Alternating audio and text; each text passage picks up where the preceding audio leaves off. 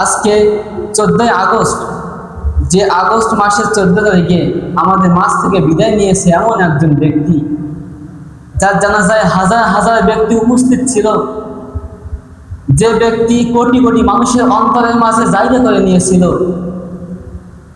যে ব্যক্তি ইন্তেকালের পরে কোটি কোটি মানুষ তাহার জন্য কেঁদেছে এবং দোয়া করেছে, যে ব্যক্তি শিক্ষায় এখনো প্রত্যেকটা আলেম ওলামার মধ্যে রয়েছে, তিনি ছিলেন মজলুম।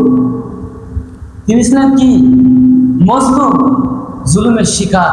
আমরা সকলে জানি এক যুগেরও বেশি তিনি কারাগারের ভিতরে ছিলেন, শুধুমাত্র একটি অপরাধে। সে অপরাধটা হলো ইসলাম এবং কোরআনের হক কথা বলার জন্য। ইসলাম এবং কোরআনের হক কথা, খাঁটি কথা বলার জন্য তাকে জেলের ভিতরে যেতে হয়েছে।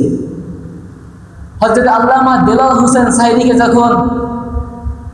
যখন আদালতে বিচারকের সামনে সরকারি পক্ষের উকিল যখন প্রশ্ন করতেছে, আপনার নামে তো একাধিক মামলা, আপনার নামে রয়েছে 60 বছরের একজন বৃদ্ধা মহিলাকে ধর্ষণের মামলা, এখন সরকারি পক্ষের উকিল প্রশ্ন করতেছে, আপনি যখন ওই বৃদ্ধা মহিলাকে ধর্ষণ করেছেন আপনার সে অনুভূতিটা একটু ব্যাখ্যা করেন।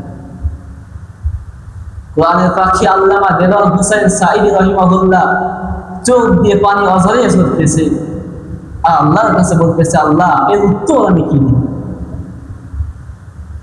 আল্লামা দেলাওয়ার হোসেন সাঈদী রাহিমাহুল্লাহর কাছে বলতেছে, আপনার নামে মামলা আছে যে হিন্দু মহিলা, এক হিন্দু দম্পতি বিয়ে করে যাইতেছে, এমন সময় আপনার জঙ্গি সংগঠন নিয়ে আপনি সেখানে হামলা করে ওই হিন্দু মহিলাকে ওখান থেকে উঠিয়ে নিয়ে এক বন্ধ ঘরের ভিতরে গিয়ে আপনি সেই হিন্দু মহিলার শিরোখানা মুছে আপনি একাধারে তার সাথে ধর্ষণ করেছেন। এখন বলুন আপনার সে অনুভূতিটা কেমন?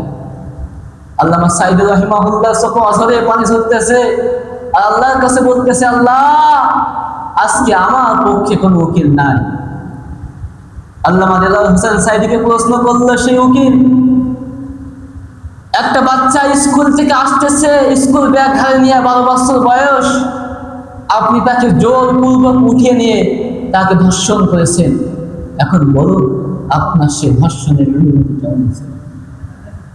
আল্লামা দেলাওয়ার হোসেন সাঈদী রাহিমাহুল্লাহ এক দৃষ্টিতে আসমানের দিকে তাকিয়ে বলতেছে, আল্লাহ এর উত্তর আমি কি দিব?